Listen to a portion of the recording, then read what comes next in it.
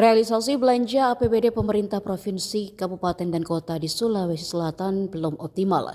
Dari seluruh pemerintah daerah, masih terdapat 10 daerah yang realisasi belanjanya berada di bawah rata-rata nasional. Adapun nilai serapan belanja rata-rata nasional di angka 36,15%. Kabupaten Sinjai menjadi daerah dengan realisasi belanja tertinggi di Sulawesi Selatan, yakni mencapai 50,97%. Disusul Kabupaten Sidenreng Rapang sebesar 49,16%. Sementara Kabupaten Luwu Timur menjadi daerah dengan realisasi belanja terendah, yakni baru mencapai 15,26%. Disusul Kabupaten Goa sebesar 19,40%.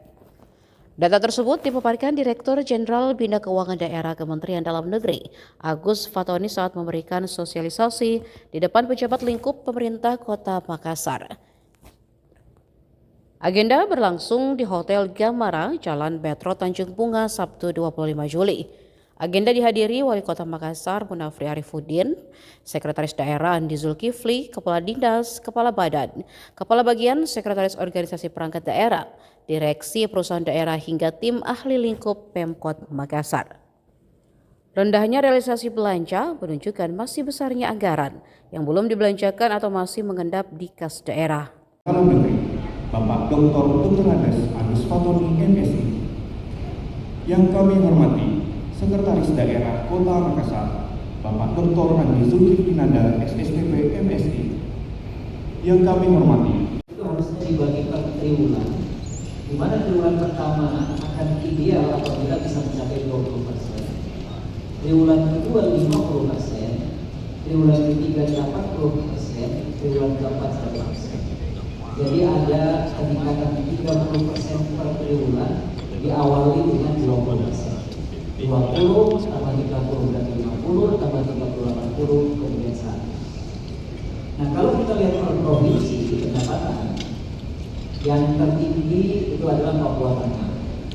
Ini dari sisi persentase, bukan dari jumlahnya uang, 61,94. Kemudian yang kedua, Maluku Utara di lambar berikutnya, layar berikutnya, sebesar 60.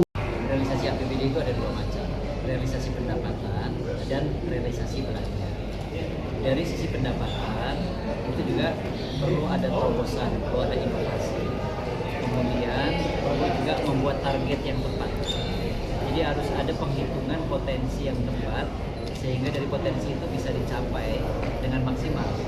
Kalau penghitungannya meleset bisa melampaui, realisasinya terlalu tinggi, atau bisa tidak tercapai karena targetnya terlalu tinggi.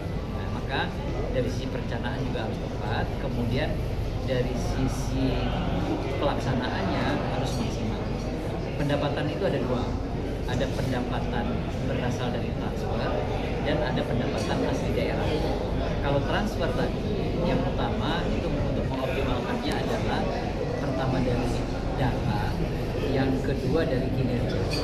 Kinerja itu syarat salur, kemudian ada kinerja lain, ya, kinerja yang diberikan penghargaan yang kinerja baik itu insentif fiskal atau bantuan itu dari pendapatan.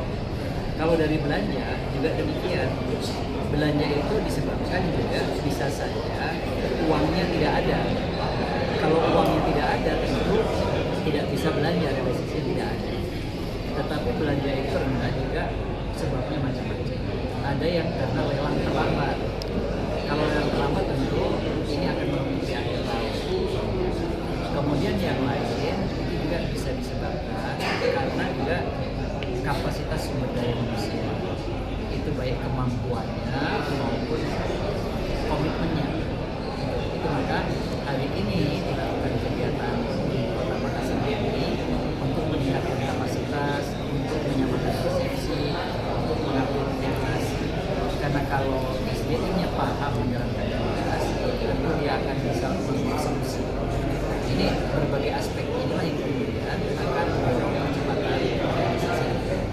Pak Dirjen, dari penyampaiannya tadi kan kalau untuk postur anggaran dari Pemkot Makassar untuk pendapatannya di atas nasional, namun untuk realisasi belanja itu masih agak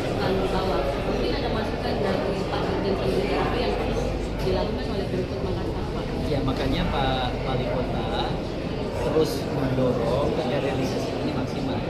Wali kota terus berusaha ini antara lain dengan memberikan materi, memberikan motivasi, memberikan kapasitas, juga melakukan evaluasi. Nah, tentu setiap daerah harus melakukan evaluasi, melakukan monitoring evaluasi anggarannya. Dari situlah kemudian nanti bisa dilakukan langkah-langkah bersama. Itu salah satunya dengan misalnya yang anggaran APD-nya masih rendah ya, bisa diberikan komitmen misalnya dengan mengurangi APP-nya, itu bisa dilakukan Pak ya. Dalam prinsip manajemen sumber daya manusia, kemudian pengelolaan keuangan dalam pengelolaan APBD itu bisa dilakukan langkah-langkah return and punishment.